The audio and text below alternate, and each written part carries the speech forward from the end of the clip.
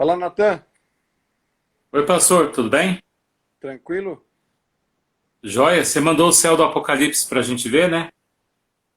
Viu? Tava Vi, bonito, vai. tava bonito final de tarde o céu aqui. Isso, bom, final de tarde, final dos tempos, ótimo. Vermelho, degradê, bonito, né? Ficou bonito, ficou bonito. Dava para fazer Amém. uma cena bonita ali. É, Céu aberto, cavalo branco. tava quente? Não, não tava. O tempo tá meio virando, tá para entrar uma chuvinha aí. É. Não tá muito quente, Ontem não. teve tempestade aqui. Aqui também teve, na madrugada deu uma chuvarada forte. Foi de madrugada, né? Madrugada, choveu a noite toda, né? E aqui tá precisando chover, Eu vi o chão molhado, mas eu né? apaguei, não vi nada. É, eu tava ocupado dormindo também, mas enfim, É isso, Meire, boa né? noite. Oi, Meire.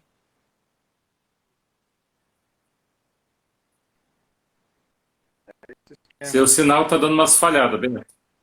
É, porque eu tô longe, tô aqui numa parte de fora da casa. Deixa eu reduzir o barulho aqui. Não, mas eu acho que é aqui que tá Tem uma travado. rua Deixa eu tentar barulhenta ver se, aqui. deixa eu tentar ver se aqui eu não consigo não travar. Vamos ver. Melhorou o Sim. sinal? É, tá dando aquelas voltinhas, mas a voz tá ok. Só o vídeo mesmo tá meio atrapalhado. Ainda? Não, agora melhorou. Tá. Agora apareceu. Natan, independente da galera já ter entrado, vamos ter uma oração aí e depois a galera vai entrando, né? Porque se a gente vai esperar todo mundo para orar e a galera tem uns que chegam quase no final, né? Tem perdido tudo, Exatamente. tem perdido tempo. Isso. Vamos lá. O bom é não se atrasar, né? O bom é chegar no horário. Não, hoje eu consegui entrar no horário também, né? Hoje eu tô em casa, Entendi, milagrosamente, né? entendi. Vamos orar então.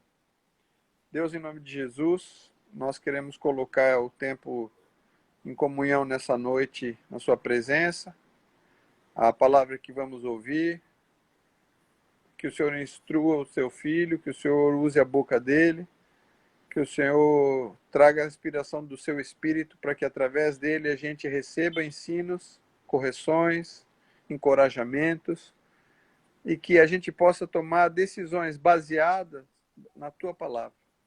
Abençoa cada irmão que vai entrar, aqueles que estão distraídos, Senhor, desperta.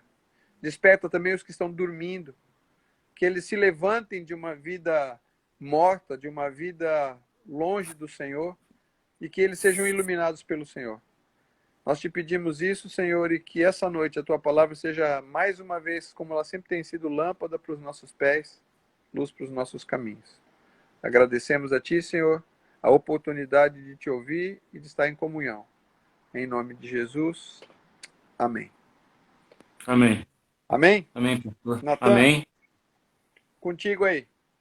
Amém. Amém. Deus abençoe, pastor. Valeu. Bom, eu queria que você abrisse a sua Bíblia no livro de 1 Pedro, que a gente tem um caminhozinho para hoje, tá? Que nós vamos assim esses dias agora a gente vai estar sempre resumindo as coisas que a gente está vivendo hoje. Então, qual que é o nosso chamado? Para que a gente serve? Por que a gente está aqui? O que está acontecendo? É sobre isso que a gente vai conversar esses dias. Então, eu quero primeiro que você abra no livro de primeira Pedro, no livro de segunda Pedro, no primeiro capítulo, que a gente precisa falar algumas coisas sobre quem a gente deve ser hoje, tá? O que a gente tem para fazer hoje, como que a gente tem que ser, como que a gente tem que agir, tá tudo no comecinho do livro de segunda Pedro, tá? Então vamos lá. Segunda Pedro começa dizendo o seguinte: Simão Pedro, servo e apóstolo de Jesus Cristo, aos que conosco alcançaram fé igualmente preciosa pela justiça do nosso Deus e Salvador Jesus Cristo. Ele está falando exatamente da gente de hoje, do dia de hoje. Está falando de você. Graça e paz vos sejam multiplicadas pelo conhecimento de Deus e de nosso Senhor. Aqui está dizendo que você vai ter paz se você conhecer a Deus e a Jesus. Visto como seu divino poder nos deu tudo o que nos diz respeito à vida e à piedade, pelo conhecimento daquele que nos chamou pela sua glória e virtude. Lembrando que a gente não é nada, e assim, nada mesmo. Paulo fala que a gente é pior do que pó, né? Mas Deus não. Deus olhou para você e falou para você, você é meu filho. Né? Então, continuando. Pelos quais ele nos tem dado grandíssimas e preciosas promessas, para que por elas fiqueis participantes da natureza divina, tendo escapado da corrupção e pela concupiscência que há no mundo. Aqui está falando aqui, por causa da presença de Jesus nas nossas vidas, a gente deixou de ser pó para ser filho. Está falando sempre a mesma coisa. E vós também, pondo nisso toda a vossa diligência, acrescentai à vossa fé a virtude. Veja só o que ele está dizendo aqui. Está falando de esforço. Lembra que a gente falou lá que nas cartas às igrejas tem esforço envolvido? Aqui também tem, olha só. E vós também, pondo nisso todo o seu esforço, acrescentai à vossa fé a virtude,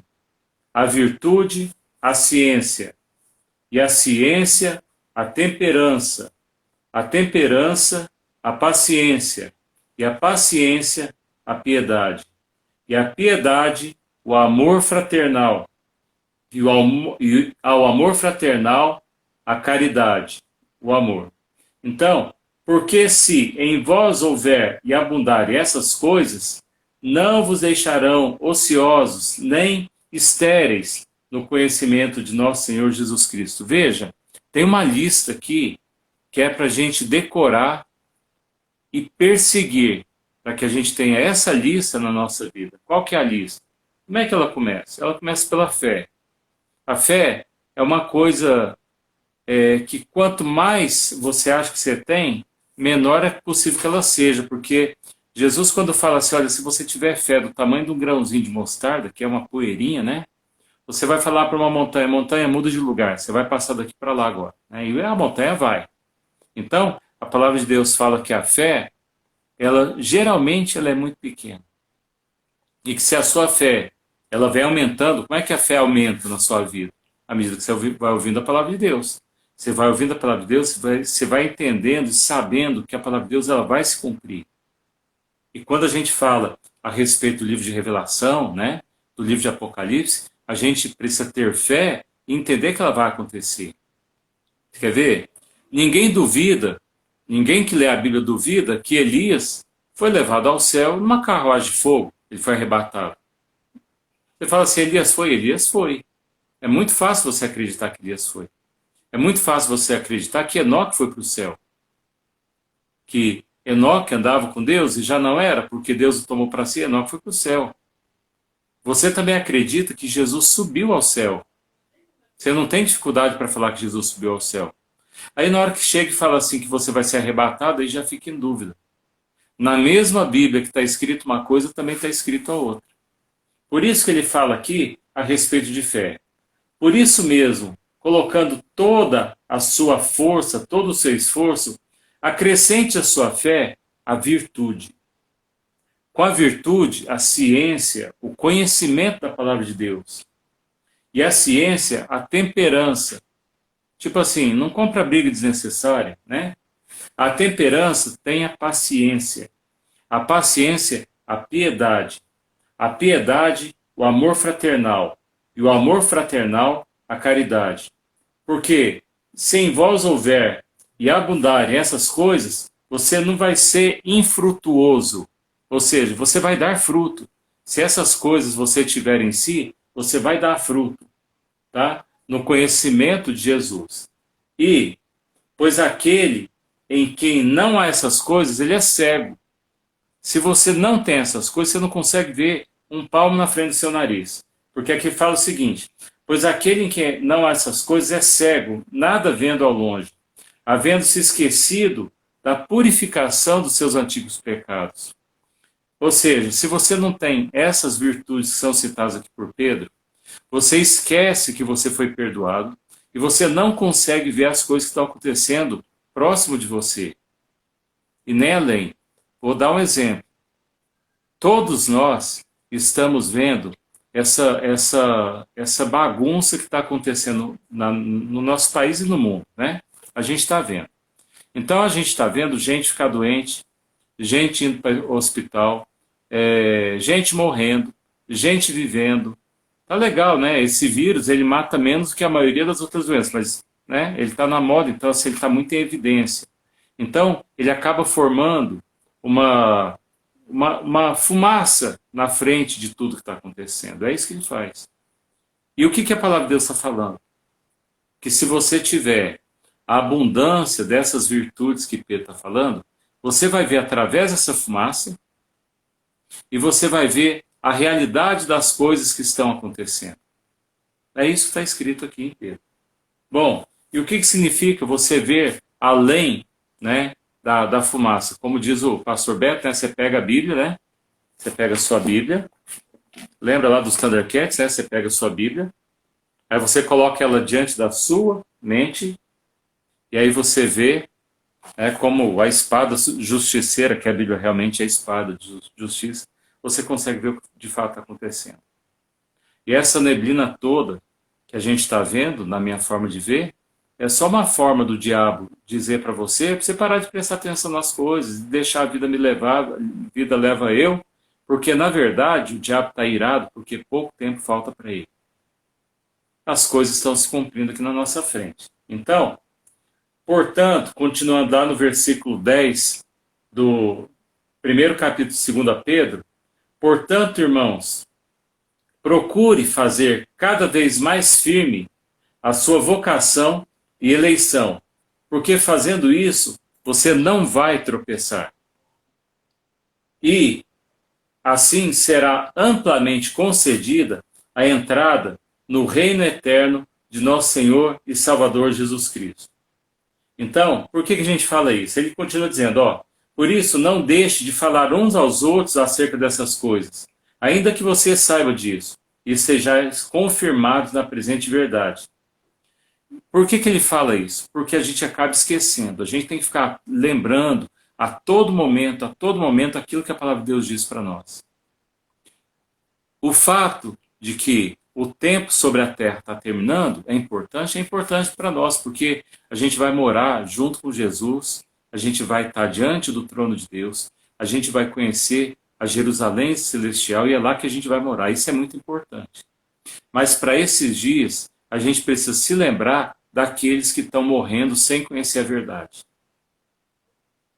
E para que você possa trazer o seu coração a esse pensamento, você precisa pular lá para Mateus, no capítulo 24, tá? Você precisa se lembrar de que as coisas estão terminando e que a última oportunidade que você tem de fazer diferença é agora. Basta lembrar que tem bastante gente trabalhando no programa de Natal, né? Tem muita gente trabalhando, dando coisa e tal. Mas se envolvendo para participar do acompanhamento tem pouca gente. Porque a gente precisa converter os nossos corações ao amor fraternal, ao amor de irmão. A gente precisa, assim, a gente está um pouco longe para conseguir participar daqui de Uberlândia, mas a gente sabe aquilo que a gente tem que fazer, e aqui a gente tem procurado fazer perto do que a gente faz, porque é o que a palavra de Deus diz para a gente fazer. Então, Pedro primeiro dá essa notícia toda. Aí nós vamos pular agora lá para o capítulo 24 de Mateus para ler o seguinte que está escrito lá. E quando Jesus ia saindo do templo, aproximaram-se dele os seus discípulos para mostrar a estrutura do templo. E Jesus, porém, lhes disse, vocês estão vendo isso tudo? Olha, em verdade, eu digo para vocês que aqui não vai ficar pedra sobre pedra que não seja derrubada. Jesus falou que o templo seria destruído, como de fato aconteceu no ano 70. O templo foi destruído.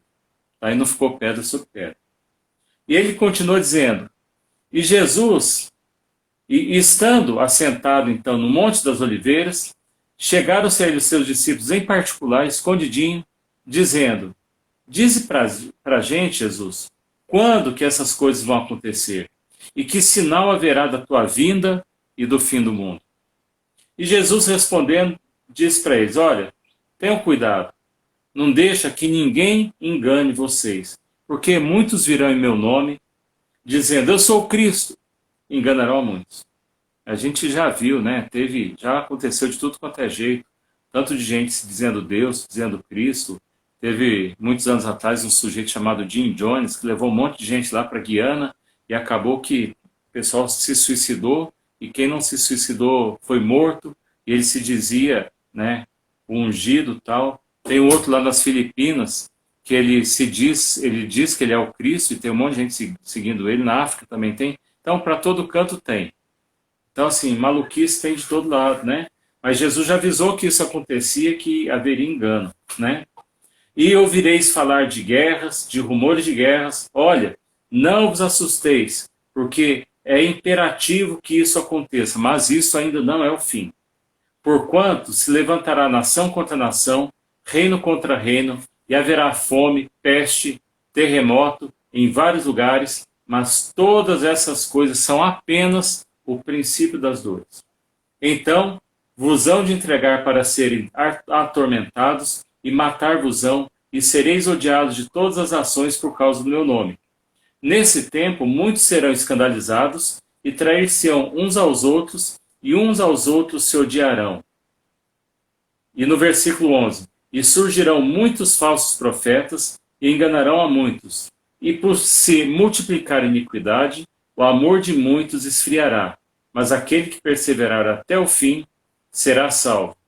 Bom, eu queria fazer uma observação aqui. Acho que todos nós já conhecemos o capítulo 24, né, de Mateus. Mas olha só que interessante. Ele fala, aqui no livro de Mateus, presta bastante atenção no que está escrito lá.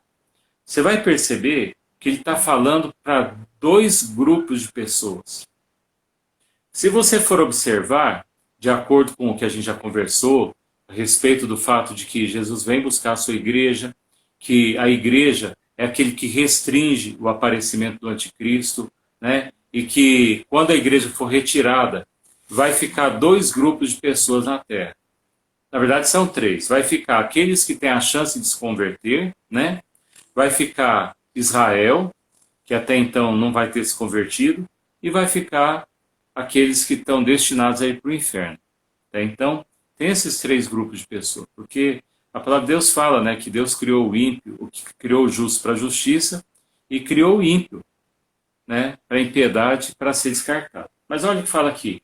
Do versículo 1 até no versículo 8, ele fala do princípio das dores. Ele está falando com a igreja. Olha lá, vamos ler o que Jesus está falando quando ele está respondendo. Jesus respondendo disse, acautelai-vos, que ninguém vos engane, porque muitos virão em meu nome, e ouvireis falar de guerras e rumores de guerra. Olha, não se assuste, porque é importante que tudo isso aconteça, mas isso ainda não é o fim. Porquanto se levantará nação contra nação, reino contra reino, haverá fome, peste, terremoto, vários lugares, mas todas essas coisas são o princípio das dores. Pã. Nesse lugar, ele para de falar da igreja e continua falando de Israel. Olha por quê. Então, vos hão de entregar para serem atormentados, punição já está falando de tribulação, e vão matar vocês, e sereis odiados de todas as nações por causa do meu nome. Está falando justamente dos judeus, está falando, inclusive, fazendo uma citação, lembrando até do Holocausto, né? Da morte dos judeus. Nesse tempo, muitos escandalizarão, trair-se uns aos outros, e uns aos outros se odiarão.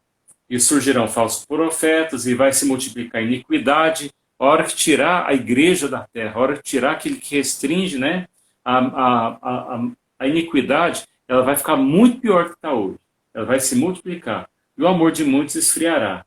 Mas aquele que perseverar até o fim será salvo. Aquele que percebeu o que aconteceu e se jogar aos pés de Jesus, ele vai ser salvo mesmo durante a tribulação. E este evangelho, essa boa nova, será pregada em todo o mundo e testemunha a todas as nações, então virá o fim. Esse é o fim. Então, está falando de Israel. Então, nós estamos falando de várias coisas aqui. Nós estamos falando da igreja cumprindo a parte dela. até o momento que ela é tirada da terra. E a gente não vai voltar lá em Tessalonicenses hoje, porque, né, a gente já sabe.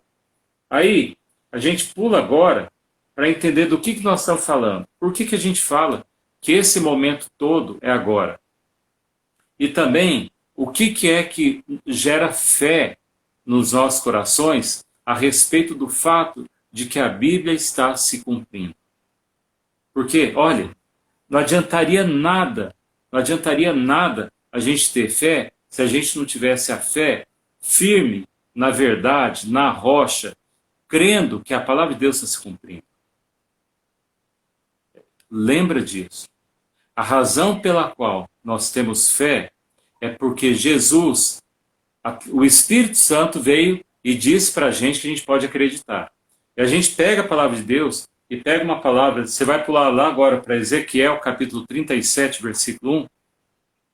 Você pula lá para Ezequiel e você vai ver o que foi que o profeta Ezequiel falou que ia acontecer nos últimos dias e que ele escreveu mais de 2.000 anos para trás, quase 2.500 anos para trás. Ele escreveu o que eu vou ler agora, em Ezequiel, capítulo 37, que diz o seguinte: olha só que absurdo o tanto que ele foi assim exato na predição do que ele disse. Olha o que ele falou. Veio a mim a mão do Senhor, e ele me fez sair no espírito do Senhor, e me pôs no meio de um vale que estava cheio de ossos. E me fez passar em volta deles, e eis que eram muito numerosos sobre a face do vale, e que estavam sequíssimos. É intrigante porque, se você já viu aquelas cenas do Holocausto, né, é fácil associar o que Ezequiel está falando aqui à forma como o povo foi morto durante a Segunda Guerra, né? E os que saíram de lá, que saíram assim do estado, é simples você conseguir associar uma coisa com a outra, mas Ezequiel escreveu isso milhares de anos atrás. E ele diz, ele estava vendo o vale de ossos secos, ele diz: filho do homem, porventura esses ossos poderão voltar à vida? Ezequiel respondeu: Senhor, só o Senhor que sabe, que coisa realmente está feia, né? Assim diz o Senhor Deus a estes ossos: eis que farei entrar em vós o espírito, e vivereis. E porei nervos sobre vós, e farei crescer carne sobre vós, e sobre vós estenderei pele, e porei em vós o espírito, e vivereis, e sabereis que eu sou o Senhor. Então profetizei como se me deu ordem. E houve um ruído enquanto eu profetizava. E eis que houve um rebuliço, e os ossos se achegaram, cada osso ao seu osso. E olhei, e eis que vieram nervos sobre eles, e cresceu carne. E estendeu-se a pele sobre eles por cima, mas não havia neles espírito. E ele me disse: profetiza ao espírito, profetiza, ó filho do homem, e diz ao espírito: assim diz o Senhor Deus: vem dos quatro ventos, ó espírito, e assopra sobre esses mortos para que vivam. E profetizei como ele me deu ordem então, e o espírito entrou neles e viveram, e se puseram em pé um exército grande em extremo. E continuando no versículo 11, ele diz: então me disse: filho do homem, estes ossos são toda a casa de Israel. Os nossos ossos se secaram e pereceu a nossa esperança, mas nós mesmos estamos cortados. Olha só, ele está citando uma coisa que ia acontecer com Israel depois que ele profetizou, depois que ele já havia profetizado há 2.000 e tantos anos atrás. E o que aconteceu com Israel? Israel foi andando, depois foi invadido, aí por fim, depois dos anos 70, Israel foi cortado. Deixou de existir. Deixou de existir como nação. Eles não continuaram na terra de Israel. Eles foram espalhados por toda a terra. E ele fala o seguinte: portanto, profetiza e diz-lhes, versículo 12: assim diz o Senhor Deus: eis que eu vou abrir as vossas sepulturas e vos farei subir dos vossos sepulcros, ó povo meu, e vos trarei a terra de Israel. E sabereis que eu sou o Senhor, quando eu abrir os vossos sepulcros e vos fizer subir das vossas sepulturas, ó povo meu. E porei em vós o meu espírito, e vivereis. E vos porei na vossa terra, e sabereis que eu, o Senhor, disse isso e o fiz, diz o Senhor. Então, o que foi que aconteceu e que a gente pode identificar? O profeta estava falando lá atrás que Israel seria cortado. Mas ele disse também que Israel ia ser trazido de volta para sua terra. Olha, senta, pensa e analisa uma coisa. Qual que seria a chance de um povo relativamente pequeno, ser espalhado por toda a terra, sair do seu país e ficar fora da sua terra por milhares de anos? Milhares de anos. Qual que seria a chance de um povo desse manter a sua cultura, manter a sua língua, que é uma língua totalmente diferente do resto do mundo, manter a sua fé em Deus? Qual que seria a possibilidade disso acontecer? Manter a sua cultura, manter a sua religião. Qual que seria a chance de, depois de quase 2000 anos, tá lá os rabinos, tá lá a fé judaica, tá lá a tradição judaica, tá lá o ensino da Torá, guardado por 2000 anos? Quem é esse povo? Quem é esse povo capaz de uma coisa dessas? É isso que a Bíblia pergunta para você. Quem que é esse povo? Quando a gente trata Israel como uma figueira, né, aquela a que Jesus ela se refere e fala assim, quando a figueira começar a mudar de folhagem, você já fica esperto, porque as coisas vão mudar. É desse povo que a Bíblia fala. Então, quando alguém falar, não, que tem um, eu não sei qual que é, eu não sou muito bom nesse negócio de ficar dando rótulo, né? Então, assim, eu vou explicar mais ou menos, mas tem gente que acredita que Israel e a igreja é a mesma coisa, é tudo misturado. Nós somos o Israel de Deus e por aí afora. E não considera Israel, país de Israel, o Estado de Israel, Israel como sendo o povo escolhido de Deus. Acontece que a Bíblia deixa claro que é diferente uma coisa da outra. A Bíblia trata Israel, o povo santo escolhido de Deus, quando fala lá no começo da Bíblia que Deus escolheu esse povo não porque eles eram mais bonitos, não, mas é porque ele escolheu esse povo para chamar de seu. Ele escolheu Israel e abençoou. Então nós não somos como Israel. Nós somos outro tipo. Nós fomos enxertados em Israel. A gente teve acesso à salvação por causa de Israel. Mas nós não somos Israel. Lembra, a gente já falou. Quando Jesus fala assim, eu sou a videira verdadeira e o meu pai é agricultor. Né? E como o pai amou vocês, você também me ama e permaneça no meu amor. E o agricultor, ele poda a figueira, para que ela dê mais fruto. Então, ele poda a videira. Então, nós somos videira, uva, né? Então, o povo até é alegre, né? Porque da videira vem vinho também e tal, né? E ele também ele fala da oliveira. É interessante, porque a oliveira, além dela dar azeitona, né? Ela que fornece o azeite, o óleo. Então, você vê que tem a ver a presença do Espírito Santo, né, na nossa vida, porque nós fomos enxertados na oliveira. Então, assim, faz parte, o desenho da igreja tem a ver com videira e tem a ver com oliveira, mas não tem a ver com figueira. A figueira é Israel. Então, por que eu estou falando isso? Porque tudo que a gente tem conversado, a gente só pode conversar porque nós entendemos pela Escritura, pela Palavra de Deus, que o momento chegou. E por que o momento chegou? O momento chegou porque a figueira floresceu. Porque Israel renasceu. Em 1948, Israel renasceu. A partir daí, o relógio, para o final, voltou a rodar.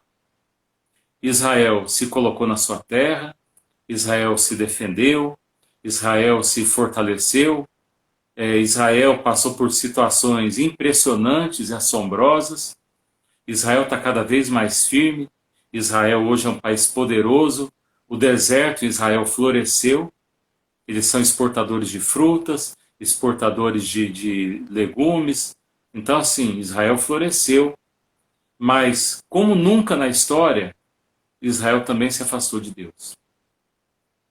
Então, existe muita gente em Israel que crê que Deus existe, crê que o Messias vem, mas tem muita gente que simplesmente descambou.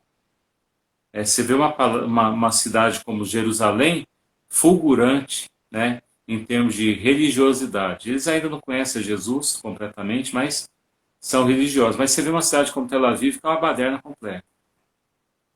Mas esse é o Israel, é o povo que Deus escolheu. Isso nunca mudou. Isso nunca mudou. E aqui, no livro de Ezequiel, ele está falando justamente sobre isso. Que ele ia trazer todo mundo de volta, que ele ia devolver os nervos, os músculos, os tendões, e por fim, nos últimos dias, ele vai colocar o espírito dele dentro de Israel.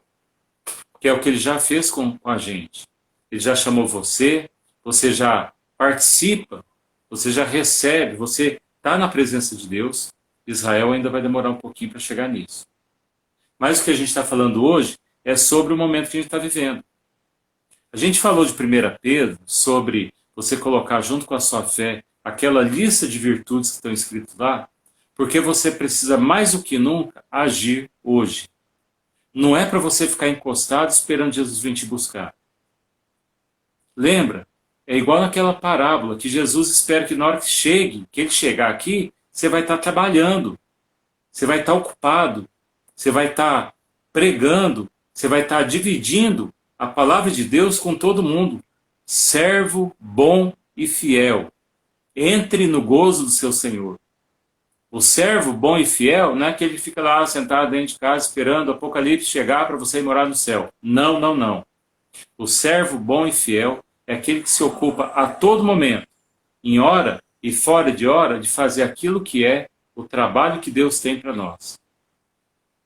Isso está implicado no trabalho da igreja, está implicado em você falar da palavra de Deus, em você ser ativo, você produzir fruto. Pedro fala que se aquelas virtudes estiverem em você, você vai estar dando fruto, e um fruto que permanece. E quero lembrar para você, de novo, que falta pouco tempo. A gente não pode marcar uma data, não tem jeito, porque tudo que tinha que acontecer antes que o restritor seja tirado da terra já aconteceu. Só está faltando um detalhe. É aquele vizinho seu, que falta você falar de Jesus para ele, e ele se converter, e ele é o último da lista para completar a plenitude da igreja, para completar o último pedacinho que faltava na igreja para ela ser tirada daqui. Então só falta você falar, achar essa pessoa aí, todas, você vai em todas, tá? Que uma hora você acha. Acha quem que é, já prega para ele, já converte, já ora com ele, batiza se der tempo, e pam, nós estamos fora daqui. Mas o mais importante é que a gente não se preocupe com o fato de que a gente vai sair daqui, mas que a gente se ocupe de fazer aquilo que Deus falou para a gente fazer. E se alguém falar para você, não, esse negócio é de arrebatamento, vocês são muito escapistas, vocês não querem passar pela tribulação. Claro que eu não quero, tá doido? Passar tribulação? Ser cozido, perder o pescoço? Ah, tem dó, né? Isso aí não é uma coisa que é meu sonho de criancinha, querer passar por isso. A Bíblia fala assim, ore para que você seja encontrado digno de escapar dessas coisas. Ora, se Jesus está falando para eu orar, para eu ser digno, para eu escapar, é porque o meu sonho de consumo é ser um escapista, uai. Escapar, embora daqui antes que o negócio frite, porque vai fritar. Então, se alguém falar assim, não, você é um escapista, fala, sou sim, inclusive porque foi Jesus que falou para eu orar para eu ser um escapista. Tá? Mas antes da gente escapar daqui, é muito importante que você lembre aquele que está do seu lado, ao seu próximo, tá? Você converta ele também para o escapismo. E não por causa de escapar. mas por causa de você poder apresentar ele para Jesus. E é com ele que a gente vai viver. Amém? Esse é o nosso momento. É o momento mais importante da história da igreja viva. É aquele momento em que você lê a palavra de Deus. A Carla me falou que está acontecendo com ela também. Ela vai ler a palavra de Deus, e o que está acontecendo é que, assombrosamente, aquilo que a gente vai lendo está saltando, as letras saltam da Bíblia para os nossos olhos. Eu não me lembro. Olha, eu nasci no lar evangélico. Meu pai era pastor presbiteriano. Então, eu tenho 52 anos de igreja, tá? Tenho 52 anos de casa clerical, porque na minha casa é um monte de pastor, né? Só eu que não sou. Mas meu irmão é pastor, minha irmã é casada com pastor, né? Meu pai era pastor, né? Então, assim, é de jeito. Mas o pessoal costumava falar que a gente era chamado de casa ministerial, como se isso significasse alguma coisa, né? O que significa de fato? A palavra está disponível para você, leia, medite. Não é para meditar no Jornal Nacional, nem no Daniel Lopes. E seja lá o que for, a minha mulher que vê Daniel Lopes, eu vivo brigando com ela, falo assim, não coma lixo. Não coma lixo. Leia a palavra de Deus. Leia a palavra da vida. Leia o Evangelho, Boa Nova. Porque se você estiver cheio dessas coisas, é essas coisas que vão fluir de você. É isso que Jesus fala assim, que águas vivas vão brotar de você. Amém? Nosso Deus, nós agradecemos porque o Senhor nos chamou. Nós te agradecemos porque nós podemos viver esses momentos, que a gente sabe que são os últimos. Nós te agradecemos porque nós temos liberdade para ler a tua palavra. Nós temos ainda liberdade para compartilhar aquilo que o Senhor nos fala. Nós temos liberdade para poder compartilhar a nossa união, compartilhar o nosso amor fraternal. Nós podemos nos relacionar em tua presença, sabendo que o Senhor é nosso Deus, o Senhor é nosso Pai. Nós te pedimos, ó Deus, que o Senhor nos mostre cada vez com mais clareza que a gente não deve se alimentar de lixo, que a gente deve se alimentar das promessas que o Senhor tem para nós. Que nós possamos, ó Pai, derramar a nossa vida diante do Senhor, que a gente possa derramar tudo que nós somos diante do Senhor, para que haja cura na nossa vida, mas também para que haja fortalecimento, ousadia, para não só falar da tua palavra, mas viver a tua palavra. Te peço, ó Deus, que o Senhor aumente o chamado das pessoas que podem participar e ajudar na comunidade com relação ao projeto de Natal, mas não só isso, que não haja medo nenhum, que haja uma baita coragem, uma baita ousadia de falar das novas, de falar da vida que Jesus nos dá. Senhor Deus, lembrando que nós temos o caminho porque Jesus é o caminho. Nós temos a verdade porque Jesus é a verdade. Nós temos a vida porque Jesus é a vida. E nós sabemos que para chegar a Deus, só através de Jesus, por causa do sangue dele, porque Deus é santo. Deus é santo e ele não admite que haja qualquer outra coisa além de santidade diante dele. E que nós, miseráveis que somos, só podemos ter acesso a Deus, o grande, o eterno, o altíssimo, por causa do sangue de Jesus, por causa do seu amor, que o trouxe à terra para nascer como uma criancinha, como a gente vai comemorar daqui a alguns dias, meio fora de data, mas a gente vai estar lembrando que Jesus veio, nasceu, viveu, cresceu, morreu e ressuscitou por nós.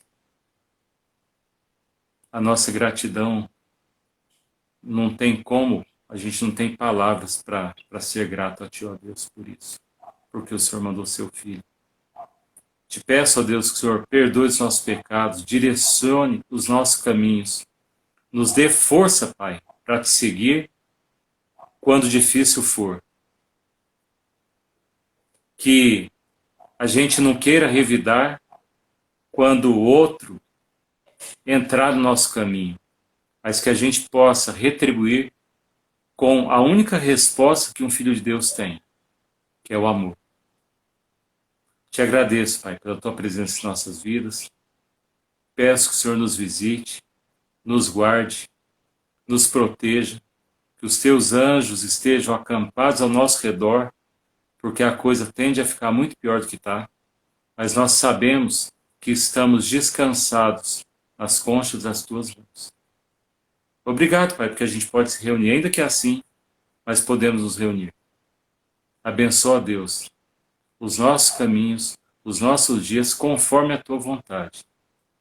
E principalmente, Pai, que seja feita a tua vontade nas nossas vidas, em nome de Jesus. Em nome de Jesus. Em nome de Jesus. Amém. Boa noite para todo mundo, tá? Olha, daqui 15 dias a gente vai estar começando um estudo específico sobre o livro de Daniel, ok? Boa noite para todo mundo, Deus abençoe.